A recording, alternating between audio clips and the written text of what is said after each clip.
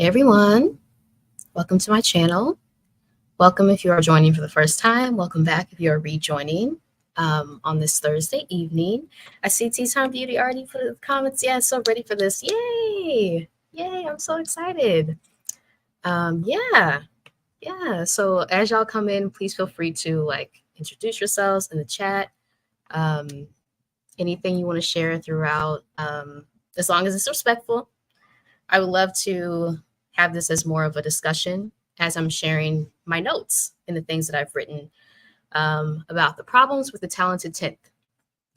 As we find ourselves on the last day of Black History Month for 2024, it's also Leap Day, so 29th of February, but we celebrate Black History 366 days this year on this channel. The educator. Hello. I'm ready to. Marissa always has great topics. Oh, thank you so much. I really appreciate that. Because sometimes this can be nerve-wracking, y'all. Gotta be honest. But yeah, I'm hoping to share my notes, my thoughts. I linked the Talented 10th essay in the description if y'all have a chance to read that, or if you want to read it later, so you can read it yourselves and find if you disagree with anything that DuBois wrote in that essay. Also linked Booker T. Washington's speech in 1895, I think, the Atlanta Compromise. And if you are familiar with Black studies, there is always a debate, right? They was kind of like arch enemies, DuBois and Booker T. Washington, trying to, I guess it's like an ideological difference between what pathway to pursue post-emancipation when it came to education for Black people in the US. So yeah, if you have any interest in reading about that, I linked all of that in the description section, as well as the information on the fawning trauma response, which I think comes into play here. We're going to talk a little bit about that too. So yes, as y'all are coming in, please introduce yourselves in the chat. But yeah, and next Thursday at this time at 8 p.m. Eastern, I will be chatting with Child Free with Mimi, talking about being child free, going after our dreams. So I'm excited for that live discussion as well. But yeah, let's get into it. So the topic of the live tonight, right, is problems with the idea of the talented 10th, which is a term popularized by sociologist W.E.B. DuBois in 1903 with this essay that he wrote. Interestingly, it was included in a book that Booker T. Washington edited called The Negro Problem. And this was in 1903 that it was released. But DuBois was not the originator of this term.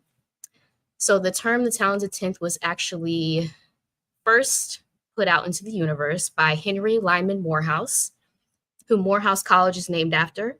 And this is a white man. In 1896, that was the first instance of this term really appearing. But I'll just read an excerpt about what he said about the term, the talented 10th. Yay, Maya, hello. Looking forward to tonight's discussion, the upcoming discussion with Mimi. Thank you so much. Yeah, me too. I'm excited to chat with Mimi next Thursday, 8 p.m. Eastern. Yeah. So here is what Henry Lyman Morehouse said about the term. In the discussion concerning Negro education, we should not forget the talented 10th man. An ordinary education may answer for the 9 men of mediocrity, but if this is all we offer the talented 10th man, we make a prodigious mistake. And he continues, the 10th man with superior natural endowments, symmetrically trained and highly developed, may become a mightier influence, a greater inspiration to others than all the other 9, or 9 times 9 like them. So this is already putting like a point of differentiation between what he coins as the 10th man and the other 9 men, right? So we're already seeing kind of the elitism at play. And again, the talented 10th, this term was not developed originally by DuBois. It was popularized by him, but it was developed by Henry Lyman Morehouse, a white man who founded Morehouse College. So there is that to keep in mind. But yeah, just going through my notes here. So some of you may know I majored in Black Studies in college. That was one of my majors, and encountered a lot of sexism and misogyny in the field, which is unfortunately the case for Black women in this field, right? And that's one of the points of the problem with the Talented 10th. It completely leaves out Black women. So it is solely focused on Black men as being the leaders of the Black community to pursue higher education. And the goal is to come back into your community and lead your community, because you are supposed to be so gifted extraordinarily to go into these spaces and come back. And one of the other issues, yeah, the educator, yeah. Morehouse College originally founded in Augusta, Georgia, about 5 minutes from my home. Wow, wow. Thank you for sharing that. Yeah, Augusta, Georgia. Thank you. Yes. Let me get back to, yes. Okay. So historical context, right? So before we get into the problems that I see with this theory, I think it's important to provide the historical context, because we are in 2024. So we have more than a century to look back on, to analyze things that went well, things that didn't work, things that we can critique going forward. So this essay was written after the period of Reconstruction. It ended in 1877. And for those of you who know about Black history or US history, really, the period of Reconstruction was the point where Black people had political protection for the first time post-emancipation. And this lasted from the end of the Civil War to about 1877. It was intentionally dismantled. And then we see the period of Jim Crow come in after that, after Reconstruction failed, right, intentionally.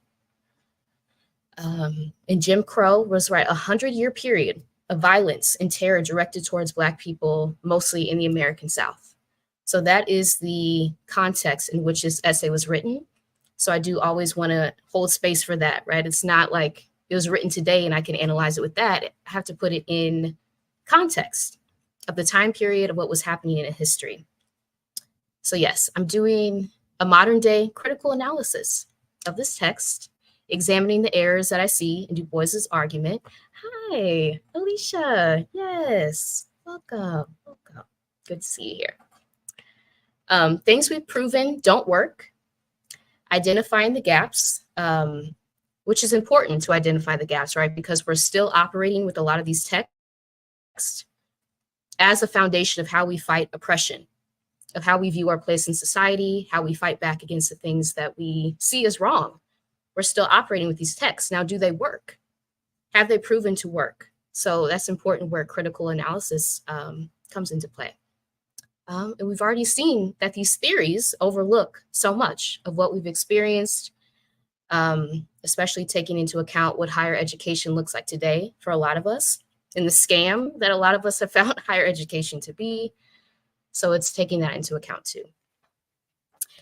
And it's also important to say that we have the benefit now of analyzing the past. A lot of these were new concepts, experiments, theories when they were first created post-emancipation. But we've been through more than a century of testing these ideas. And now it's worth analyzing how well they have worked, if they have worked, and if we still want to keep using them to understand our world and how we're operating in it. So yes. Yeah, and if y'all have questions or anything you'd like to share as we celebrate the last day of Black History Month in 2024, please feel free to drop those. I want this to be like a discussion. So if y'all have knowledge you want to share, please share it, questions, anything like that. Yeah, okay, so a little background about Du Bois. So Du Bois was a leading scholar and sociologist during the late 19th and early and mid 20th centuries. He wrote so many essays, documenting the stories of Black people. So now that we have them to learn from, right? He wrote The Souls of Black Folk, which is still one of my favorite books that I go back to. It's like a foundational text of Black studies, as well as Black Reconstruction in America, chronicling what it was like during the period of Reconstruction, right post the end of the Civil War to about 1877, those years, before Jim Crow really took effect in the terror that brought throughout the South.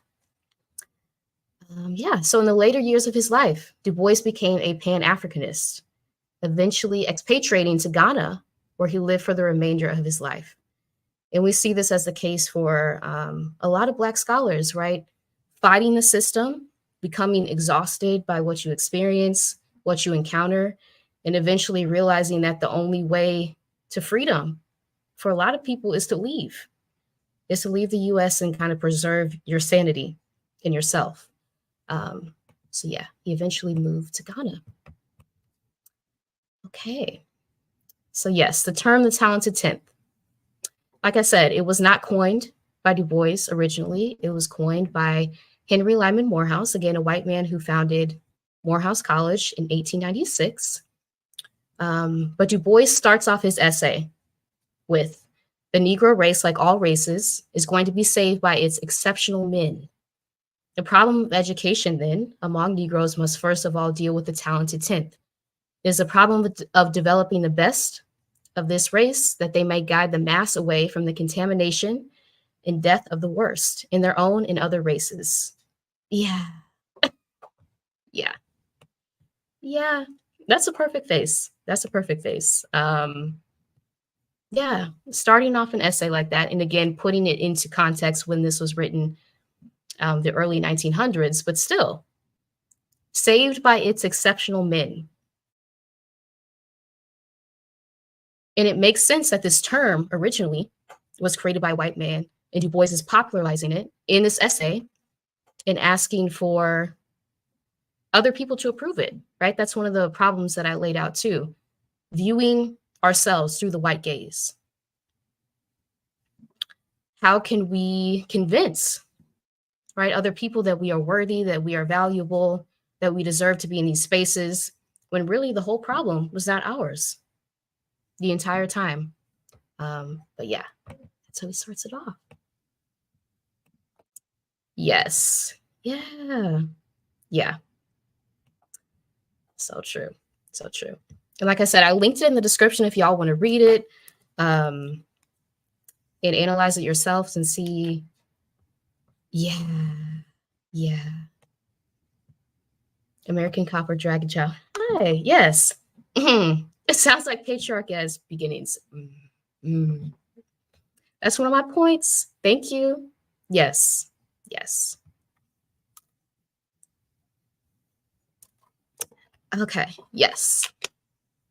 So getting into like the huge battle, and like I said, if you are familiar with Black studies at all, there was a huge battle over time between Booker T. Washington and W.B. Du Bois over what the pathway of education should be for Black people post-emancipation.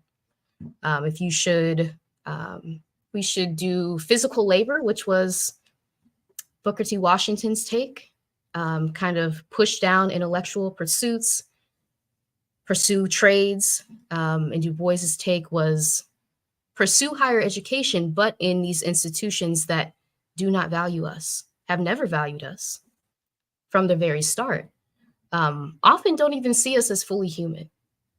So both of those perspectives are flawed. But yeah, that was a huge battle.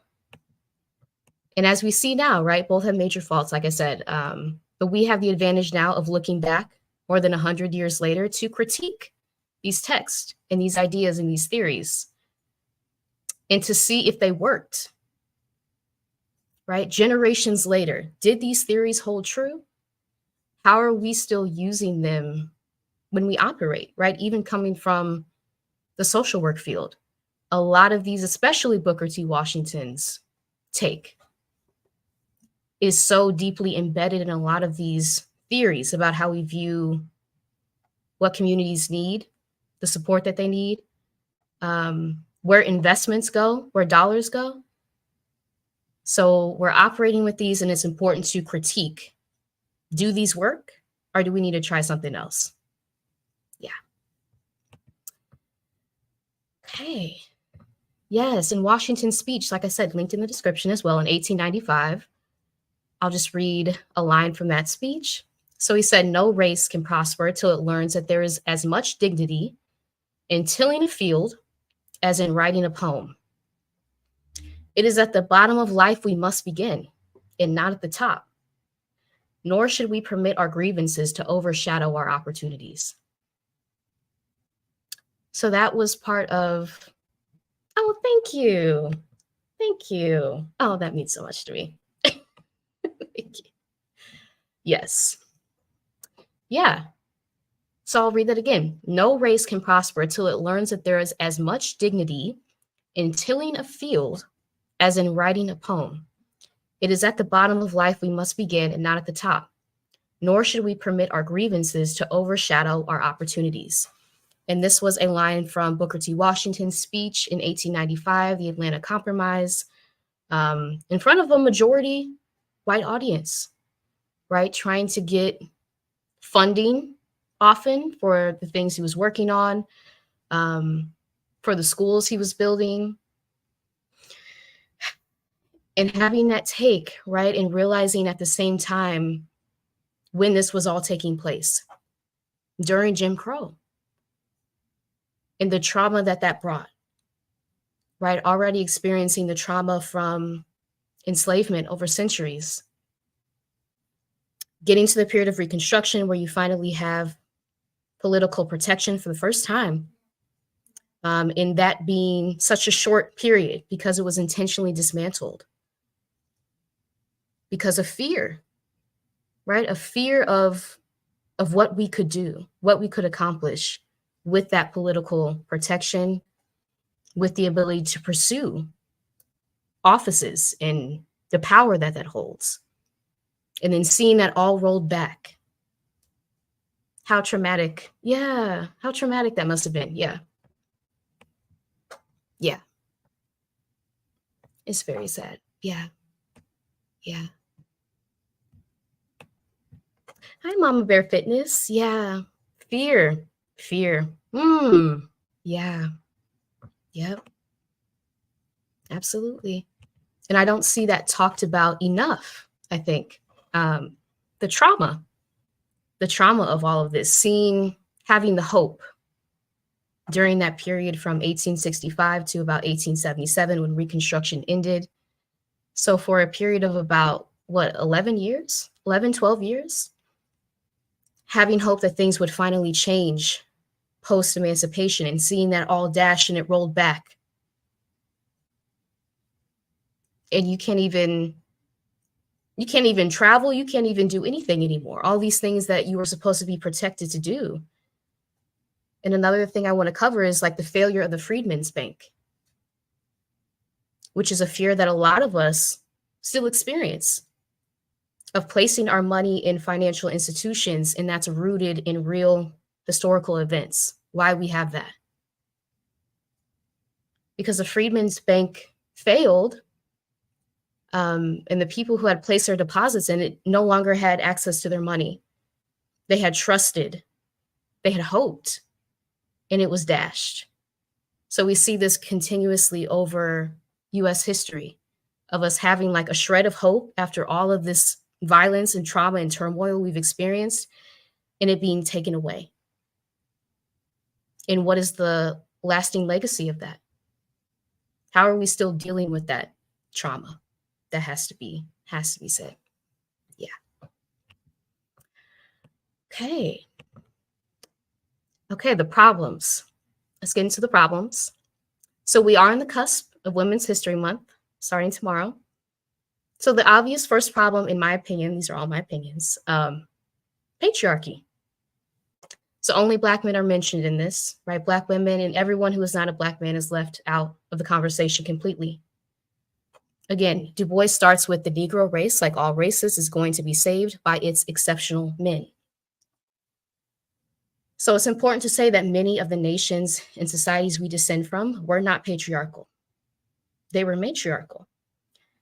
The patriarchal system of operating that we see today was forced on us by European colonizers, and it's still very strong. And we see this today. So to understand why a lot of these things don't fit, and we're trying to force things that don't fit, you have to go back.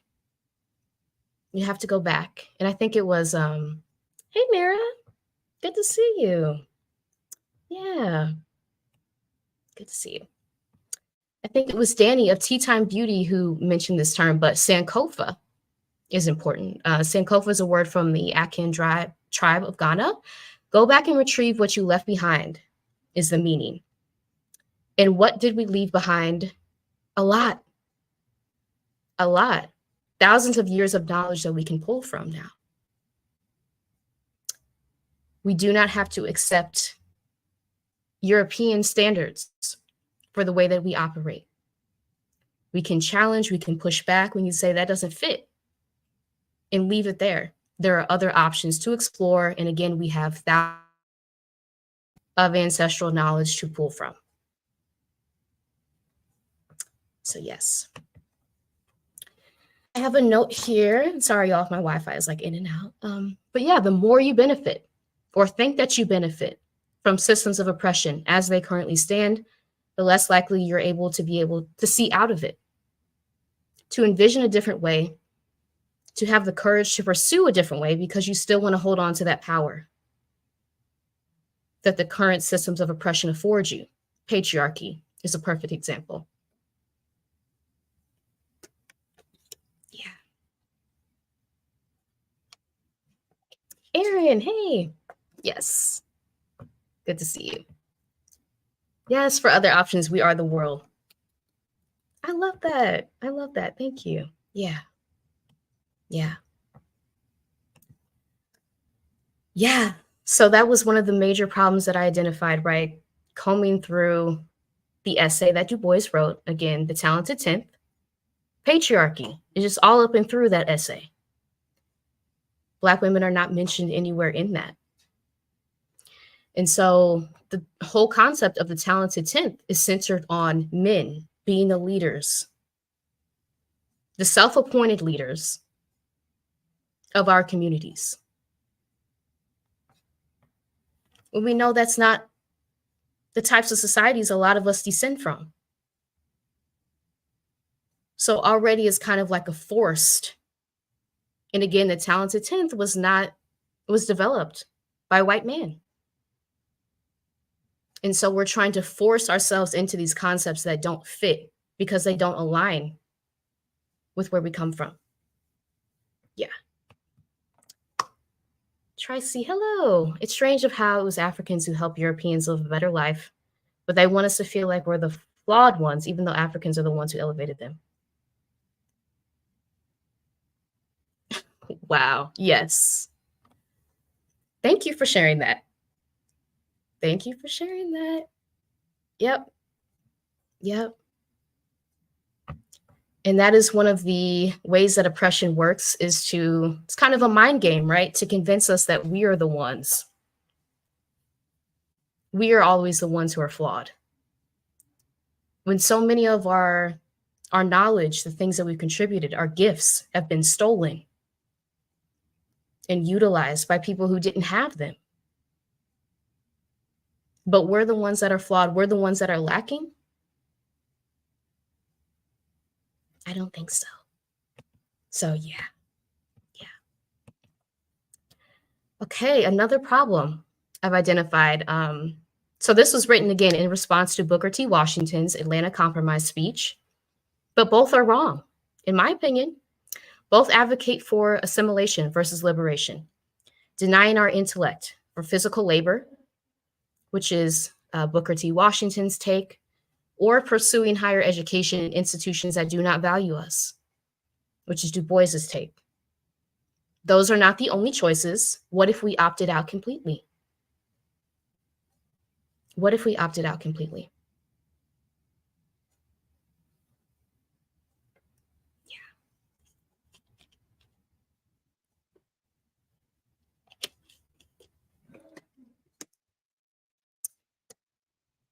Yes. Okay.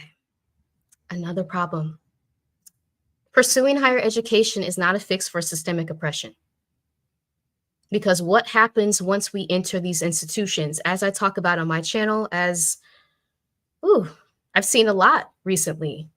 Trauma. We're traumatized. in these institutions. Education is not the great equalizer. We've proven that is false.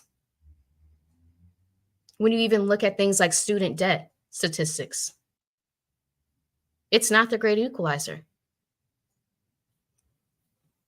Because we're in these institutions, pursuing degrees, being traumatized left and right, not having equal access to employment opportunities after we graduate.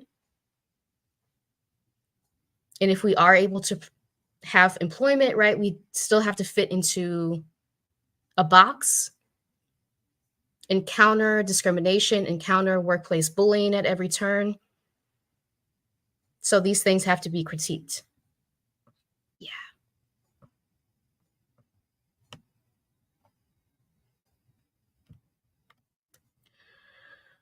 Aaron says, yes, we got confused along the way because we descend from both African and European ancestry and the shame that comes from how we got here. So we're always trying to follow the oppressor. Yeah. Yeah, that's important. Thank you. Yeah. Mama Bear Fitness says, a shame. I think they opted out, left America, and left us here to deal. Yeah. And I would love to know more. Is this in regards to like DuBois expatriating to Ghana? Because yeah, that's important. I never really thought about it like that. So thank you. Yeah. So again, pursuing higher education is not a fix for systemic oppression, as DuBois argued in this essay. We're often subjected to even more hostility the more degrees that we have, especially as Black women. We're the most educated group of people in the US when it comes to degrees. We have all these things, but it was never about us because oppression is not about us. It's never anything that we're lacking. It's about power and control, and they have to make us feel small to achieve their goals of that, of power and control. But it's not about us. It's about them. It's about their insecurity and their incessant quest for these things, power and control. Yeah. Okay. Yeah. That's a good point. That is a good point. Yeah.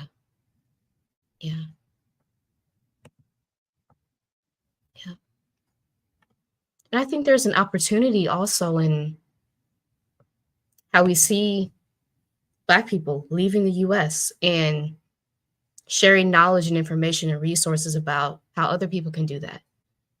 But I agree with that point. It's like, you're able to move, but what about everyone else who isn't? Yeah. And that's something I sit with. So thank you. Thank you for bringing that up. Yeah. Okay. Yeah. Like I said, if y'all have any questions, comments, please feel free to put them in the chat. Yeah. And again, happy Black History Month, as we're on the last day and on the cusp of Women's History Month. I will be going live with Child Free with Mimi next Thursday at 8, talking about pursuing our dreams and being child free, which I'm excited about. And then Friday, the 8th, International Women's Day, we'll be having a panel discussion with other Black women social workers, talking about building our own businesses. As a lot of us are traumatized in these institutions, having the spiritual and ancestral gifts as healers, being led to the social work field, and then being traumatized in the process of obtaining licensure, of going through the process of graduating from a lot of these programs, working in the field, encountering discrimination and anti-Blackness at every turn, which leads a lot of us to have to develop our own businesses using our skill set. So we're going to be chatting about that on a panel discussion on Friday, March 8th at 8 p.m. Eastern. So I'm excited for that. Yeah. American Copper Dragon Child says, I think if most people do that genealogy, they're going to find More Southern roots and no boats. Yeah, yeah. The educator said, I wonder how Du Bois felt after being the first Black to receive a degree from Harvard, not to be able to achieve the American dream. Ooh. Yeah. Yep. That's real. And thank you for pointing that out. Yeah. Yep. The first Black person to receive a degree from Harvard was not able to achieve the American dream. It had to leave the US. Right? We know that the fatigue, racial weathering is so real, and it happens to a lot of scholars and activists of continuously fighting a system that is fighting back against you at every turn to not change. And a lot of people end up leaving the US completely. So, yeah, not being able to achieve the American dream, that's so real. Yeah. After checking all the boxes, which we say a lot, right? Checking all the boxes, doing all the things that we're told to do, and it never comes to pass. So you question, what is this all for? What is this all for? Yeah. Found out towards the end of his life that he could not handle it. Yeah.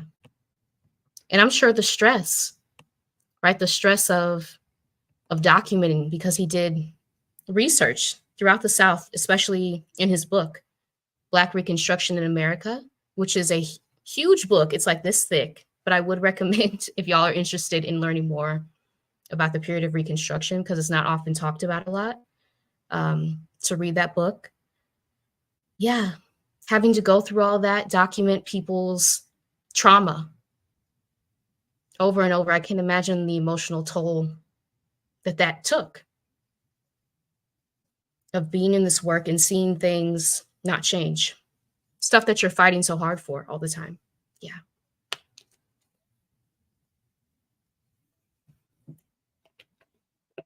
Okay. Another issue or problem I identified: when you get into these places, meaning these institutions of higher education, they try to make you feel that you're better than your community, that you're exceptional, that their way is more refined and more evolved. So a lot of people don't want to go back to their community after being in these places because their minds have been warped. You really have to have a very strong mind, sense of self, to stay rooted in who you are and not be swayed by that pressure to conform, which a lot of us feel. And it is intentional. Once you enter these places, they will try to warp your mind.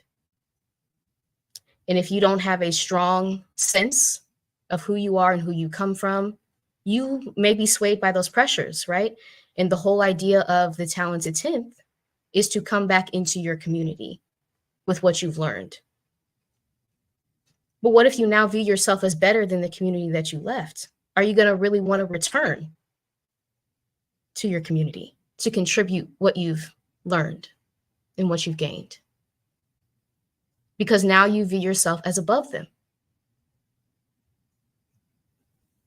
Yeah. Yeah. Yeah. It is heartbreaking. It is.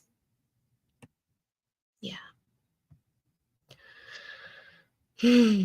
Yeah. And stamped from the beginning, Dr. Kendi stated that he was done when he was back down south and saw black person. Ooh, okay. Yeah. Black person's knuckles in a white butcher. Ooh. Yeah. Yeah. Yeah. And I actually had the chance to meet Dr. Ibram Kendi. That was a while ago. In my Black Studies program. And it's so interesting to see him just kind of take off. But yeah, that's absolutely terrifying, horrifying. I don't think there's words for that. I don't. Yeah. So this is what we're dealing with, right? This is what we're dealing with. And so that kind of further points out Du Bois's argument to enter into spaces with people who view us in this way, to try to achieve or try to be viewed through their eyes finally as worthy and deserving. I don't think that's a winning strategy, because they've already proven to us over centuries, right? Reminding ourselves how we even got here in the first place.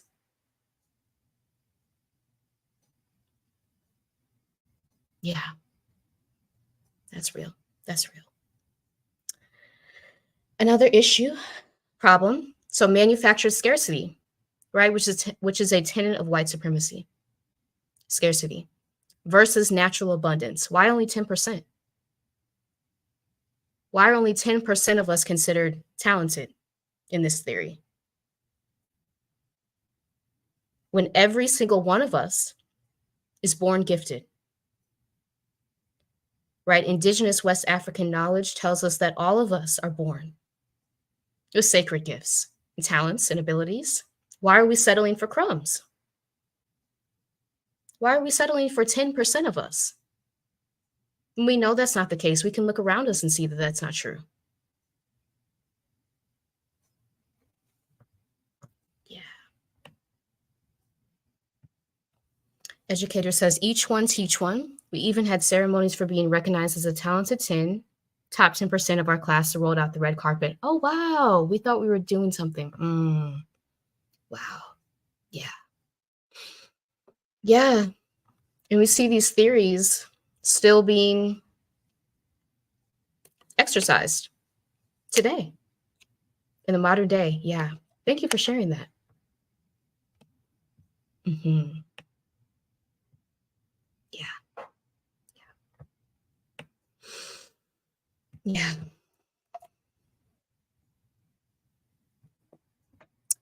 Mama Bear Fitness says, with that being said, are we our own problem?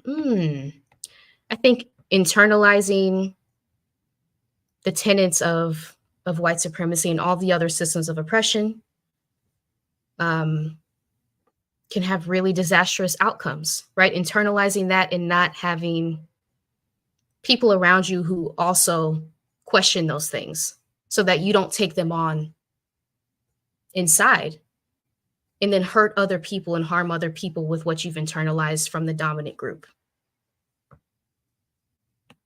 Yeah.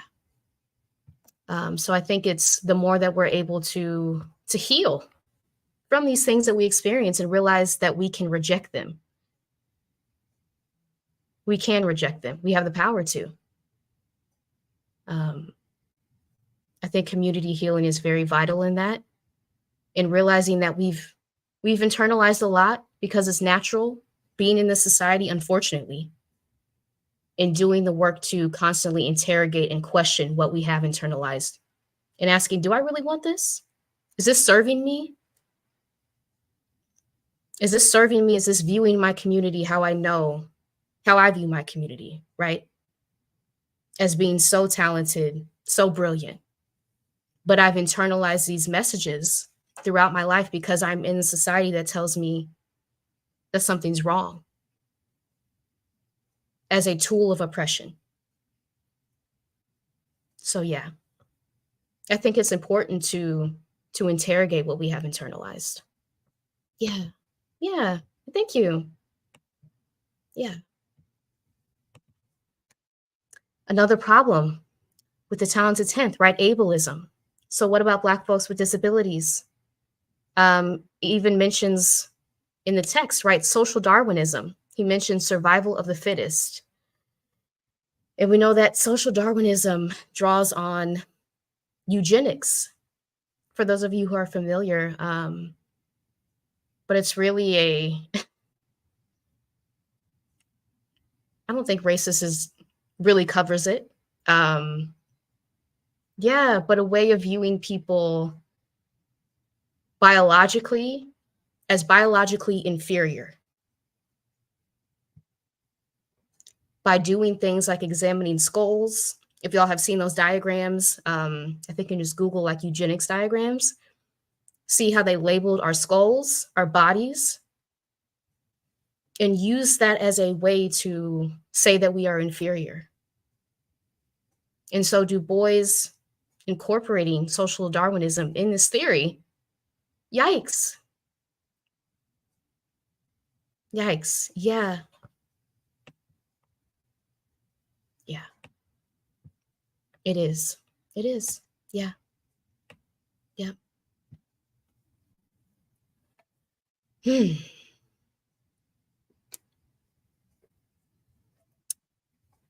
So, yes, telling us that our worth is in what we are able to produce, what we're able to do. And what about those of us who are not able to do those things? Is their value lower, right? According to social Darwinism, yes. And that's why it must be rejected, because we know that's not the case. Again, every one of us is talented, gifted. It's not a limited number. It's not a finite amount of us who are able to do incredible things, no matter what our abilities are. So it's constantly pushing back against that. That is so pivotal. Yeah. Against the term survival of the fittest. No, no. Also, elitism, right? Elitism is all throughout the talented 10th. So, not viewing our struggles as interconnected, but viewing yourself as better than other people around you, the people who raised you, the people who poured into you, who cared for you, who made it possible for you to get to this point that you're at. A complete lack of reverence. And we know this plays on divide and conquer of oppression, right? If I can get you to view your struggles as different or compete with each other, now the power that you would have had collectively is diminished. It's fractured. It's now an us versus them mentality. Yeah. Yeah. And that is so important to interrogate the divide and conquer, because this is a strategy we see, especially today, being utilized. How is competition, forced competition, manufactured competition used as a way to fracture movements, progress? Because if I can get you to see your struggles as different than the person next to you, then y'all are not going to be able to collaborate and see your struggles as actually interconnected. Yeah.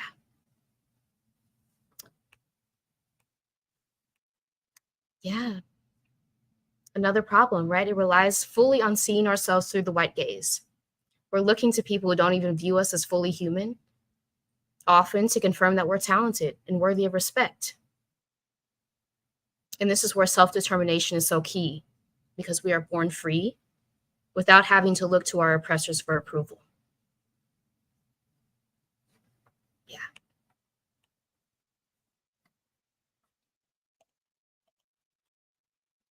We don't come here, we are not born needing the approval of our oppressors, needing their stamp to say it's okay to do something, to pursue something, but yet we're taught that over time.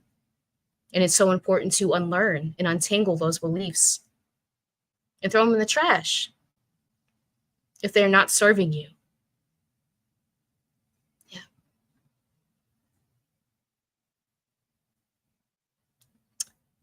So another issue, right? The fawning trauma response. So fawning is a trauma response where a person behaves in a people-pleasing way to avoid conflict and establish a sense of safety. When faced with trauma, fawning serves as a coping mechanism. By developing a fawn trauma response, trauma survivors attempt to avoid conflict by pleasing their abuser. Yeah. Let me take a breath on that one, because that, yeah.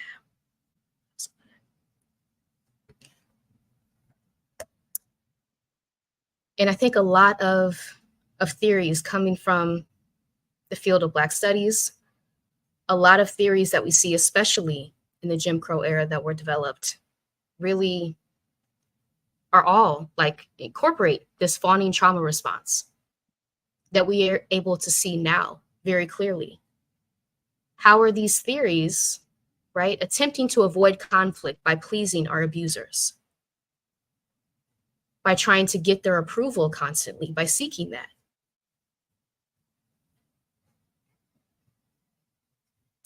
And establishing a sense of safety by trying to perform respectability. Yeah.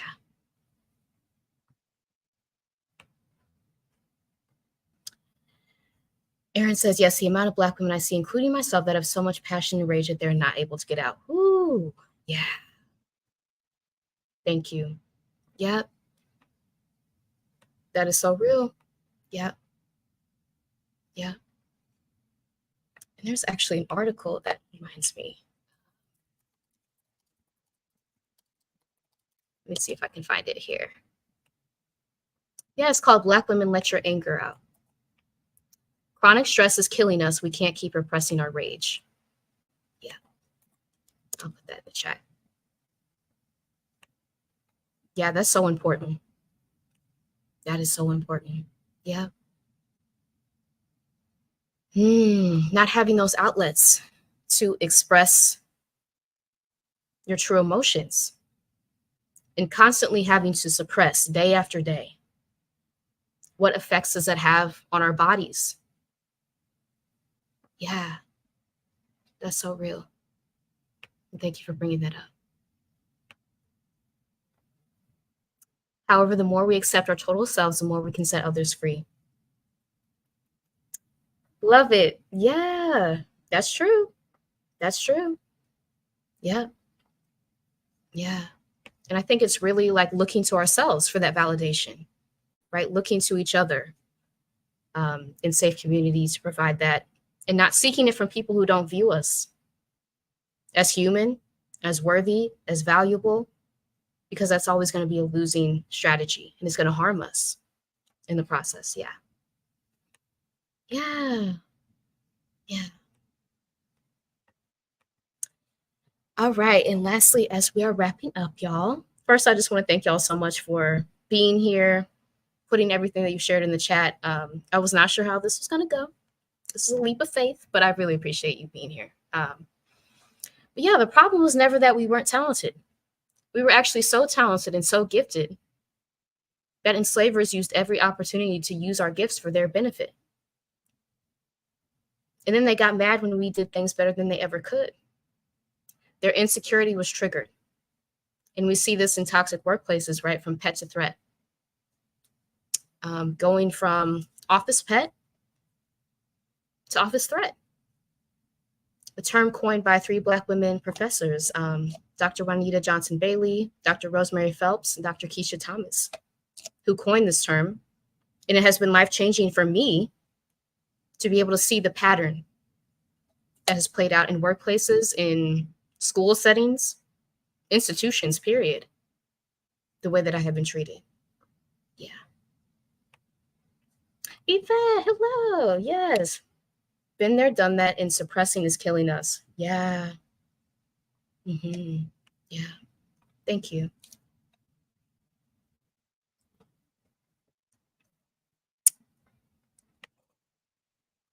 Aaron says, I appreciate my edge and darkness more as I age, and it's so cathartic. I love that. Yeah. Your edge and darkness. Yeah. Yeah. I love that. I love that. Yeah. Oh, thank you. I appreciate that. I appreciate that. Yes. Like I said, I was a Black Studies major in college, which was a little time ago, a long time ago at this point. What was that? Was that 10 years ago? Yeah, I think it was about 10 years ago at this point.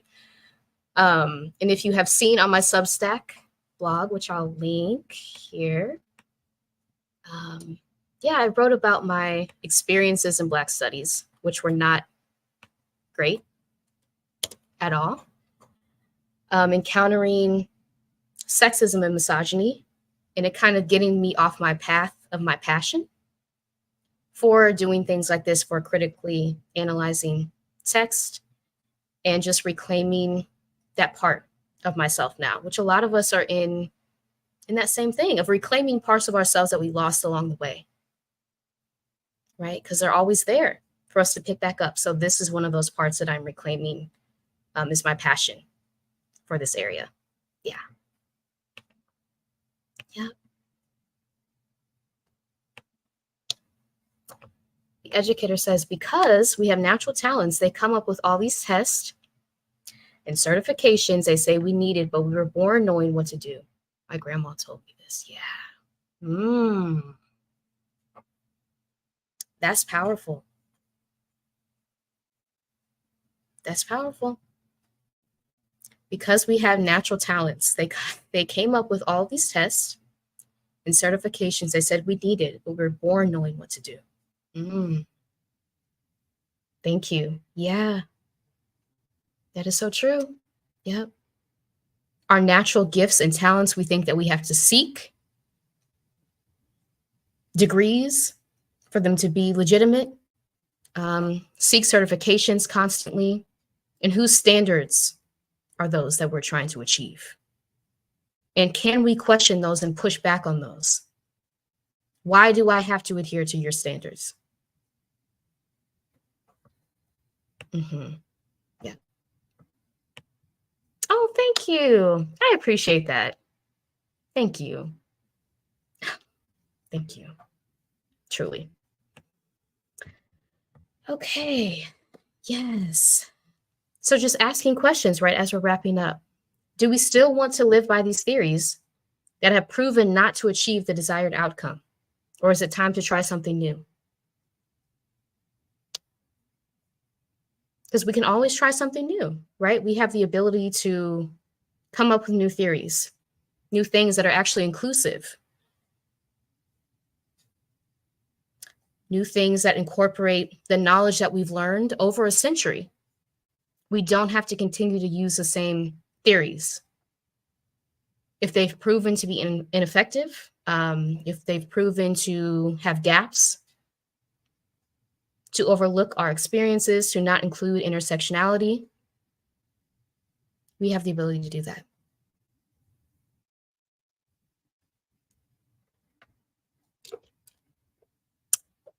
Is the problem that our oppressors don't know that we're talented? Or do they know that we're so talented that it makes them afraid? That's a question I've been sitting with, asking myself that. Yeah, Alicia says yes, because if they really thought we were nothing, why go through all that trouble to keep us out? That part. That's real. Yep. Why go through all that trouble to keep us out? Yep. Barring us, restricting us from places, denying us access covertly, as we see it today in the modern day. Why go through all that? If we weren't already talented, gifted, just by virtue of being us and not having to seek all of this external validation in these institutions that have proven do not value us. And we're being further traumatized and harmed over and over again. We see the pattern play out very clearly.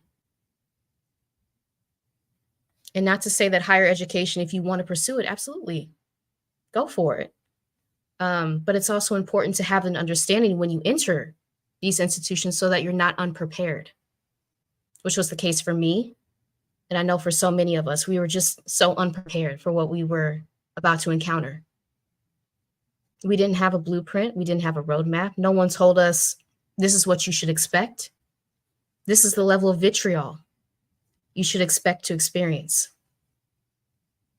These are the types of professors who will try to tear you down if they see any light in you.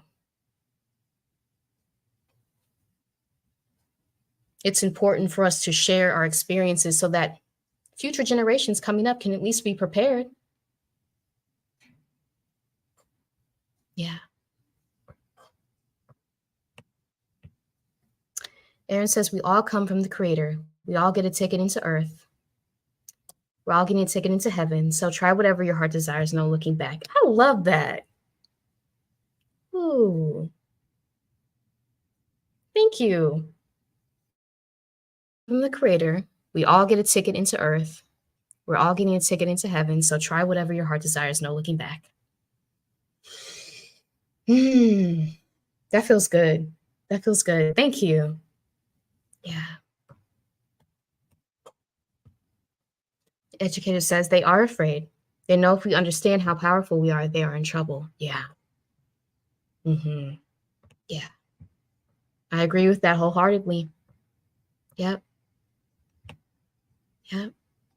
And that's why we see all of these efforts constantly to fracture any efforts of collaboration, community building that we have. Thinking about even the Rainbow Coalition during the 70s, the late 70s, of oppressed groups coming together to fight against oppression. And it was intentionally dismantled, right? Talking about things like COINTELPRO.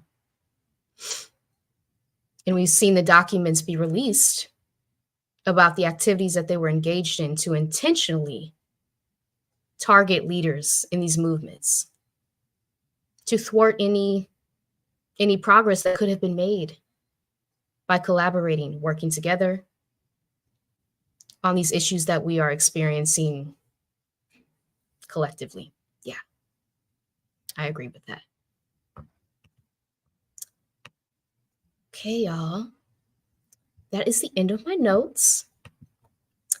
So again, I want to thank y'all so much for being here from the bottom of my heart, because this was a leap of faith. Like I said, I really didn't have any idea of how this was going to go. Just received the message to try it, and I'm glad I did. And I'm so grateful for you all supporting me, sharing your knowledge in the chat, asking questions. Yeah. This world would be so much better if more people truly believed we all arrive and will leave this earth the same way. I agree. Ooh. Yep. Yep. That's powerful. We arrive and leave the same way. Yeah. Oh, thanks for this insightful and weighty conversation. You're welcome. You're welcome. Yeah, it was weighty. I feel the need to like do a deep breathing exercise or something, because this was like heavy material. It really was. Yeah. You're very welcome. Yeah. This is really I was about to read that out loud, but yes, thank you. Thank you. De nada. De nada. I'm glad. I'm glad, y'all. Yeah, you're very welcome. You're very welcome. I appreciate that. I appreciate that. Mama Bear Fitness, thank you. Yeah, you're so welcome. Educator, excellent once again, your natural gift. Oh, thank you. I truly appreciate that. That means a lot to me. But yeah, like I said, next Thursday at this time, 8 p.m. Eastern, I will be going live with Child Free with Mimi. We'll be talking about pursuing your dreams and living child free. So I'm excited for that. And then Friday, there will be a panel discussion, me and fellow Black women social workers talking about building our own businesses as we are escaping these toxic institutions and tapping into our skill set on our own terms. So that will be on International Women's Day at 8 p.m. Eastern. So yeah, we thank y'all again for being here and hope you have a great night. Until next time, y'all. Thank you. Bye.